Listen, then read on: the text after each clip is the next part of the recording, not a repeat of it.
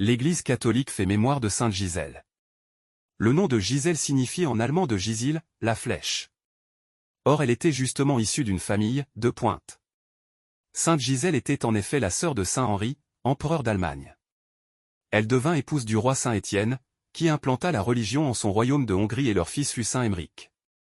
La vie de la reine Gisèle, épouse et mère, s'annonçait comme un conte de fées, mais en l'espace de quelques années, elle perdit son époux et son fils.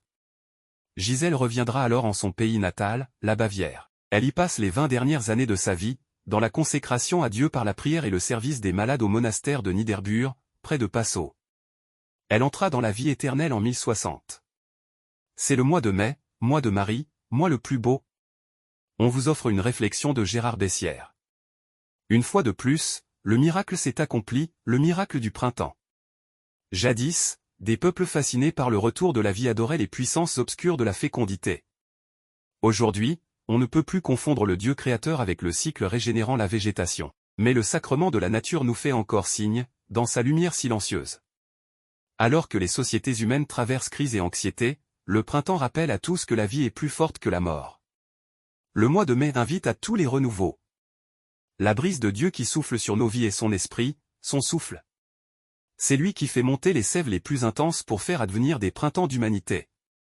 Sainte Gisèle, priez pour nous. Évangile. Évangile. Si je ne m'en vais pas, le défenseur ne viendra pas à vous. Alléluia. Alléluia. Je vous enverrai l'Esprit de vérité, dit le Seigneur, il vous conduira dans la vérité tout entière. Alléluia. Évangile de Jésus-Christ selon saint Jean.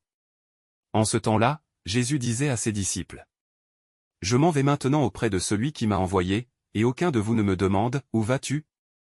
Mais, parce que je vous dis cela, la tristesse remplit votre cœur. Pourtant, je vous dis la vérité.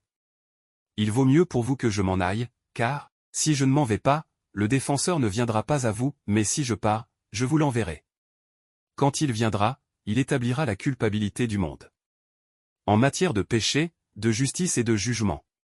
En matière de péché, puisqu'on ne croit pas en moi. En matière de justice, puisque je m'en vais auprès du Père, et que vous ne me verrez plus. En matière de jugement, puisque déjà le prince de ce monde est jugé.